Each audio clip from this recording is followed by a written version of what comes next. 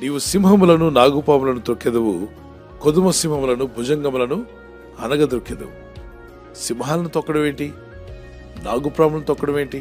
భుజంగాలేంటి? ఇవన్నీ విషపూరితమైనవి, హానికరమైనవి, ప్రాణాలు తీసేస్తాయి.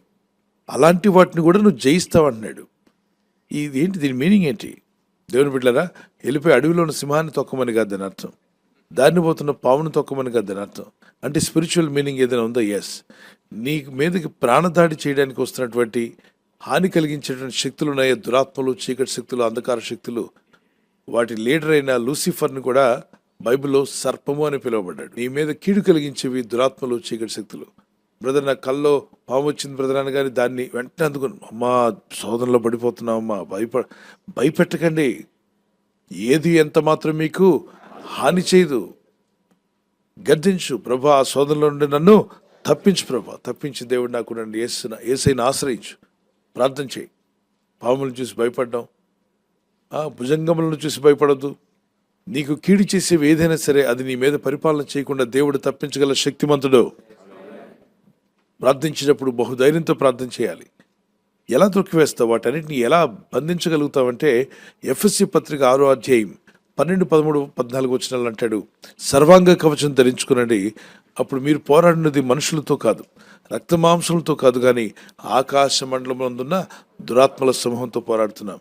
అవి ఈ నాగుపాములని చెప్పినవి, అలాగే సింహములని చెప్పబడినవి. ఇవన్నీ కూడా మామూలుగా భూమి మీద ఉన్న జీవులు కాదు, కానీ దురాత్మల సమూహంతో పోరాడుతున్నామట. అందుకే నువ్వు ప్రార్థించినప్పుడు అగ్నిలాగా దేవుని ప్రార్థన వెళ్తుంది పరలోకానికి. ఆ ఆకాశ మండలంలో నీకు అడ్డుగా నిలబడిన దురాత్మలు అగ్నిని కనబడగానే అవి దూరంగా వెళ్ళిపోతున్నాయి. అందుకే ప్రతి క్రైస్తవ హృదయంలో అగ్ని మండుతూ ఉండాలి. మరి మన ప్రార్థన అగ్ని వల్లే పైకెళ్తుంటే పైనుండి దేవుడు పంపించే జవాబులు కూడా మిసైల్స్ వచ్చినట్టుగా జవాబులు మన ఎదుగు వస్తాయంటే దేవునికి స్తోత్రం కలుగును గాక. అగ్ని మిసైల్ చూడండి, ఆ మిసైల్స్ వచ్చినట్టుగానే ప్రార్థన భూమి మీదకి వస్తున్నాయి. ఇవి ప్రార్థనలకు జవాబులు. ఆకాశంలో దురాత్మల సమూహం నీ ఇంటి మీద నీ పైన దాడి చేయకుండా పరిశుద్ధాత్మ అగ్ని నేను కాపాడుతుంది. దేవుని వాక్యపు అగ్ని నేను కాపాడుతుంది. సమాధానకర్తకు దేవుడు సాతానును మీ కాళ్ళ క్రింద శీఘ్రముగా చితకు త్రొక్కించును. మన ప్రభువైన యేసుక్రీస్తు కృప మీకు తోడై ఉండును గాక. సింహాలను తొక్కడం ఏంటి? నాగుపాములను తొక్కడం ఏంటంటే ఇదిగోండి, దాని వాక్యం ఇక్కడ లింక్ అయి ఉంది. రోమపత్రిక 16:20 వచనం, సమాధానకర్తకు దేవుడు సాతానును మీ కాళ్ళ క్రింద శీఘ్రముగా చితకు త్రొక్కిస్తాడు. ఒకసారి చెప్పండి, సాతానా నా కాళ్ళ కింద, సమాధానకర్తకు దేవుడు నిన్ను నీ సైన్యాన్ని, దురాత్మలరా, చీకటి శక్తులరా, నా కాళ్ళ కింద మిమ్మలను యేసు నామంలో తొక్కివేస్తున్నాడు. మనం వాడిని తొక్కివేయకపోతే, అంటే ఆత్మస్వరూపులు, అవి మనుషులు కాదు, ఆత్మస్వరూపులు, అవి మనల్ని తొక్కేయడానికి ప్రయత్నం చేస్తాయి. కాబట్టి నువ్వు వాటితో పోరాడి జయించడానికి ప్రభు నీకు వాక్యం ఇచ్చాడు, యేసు రక్తం ఇచ్చాడు. విశ్వాసంతో నువ్వు పోరాడుతున్నప్పుడు పరిశుద్ధాత్మ నీకు సాయం చేస్తాడు. నమ్ముచున్నాను వారి చేతిని పైకెత్తి ప్రార్థించండి.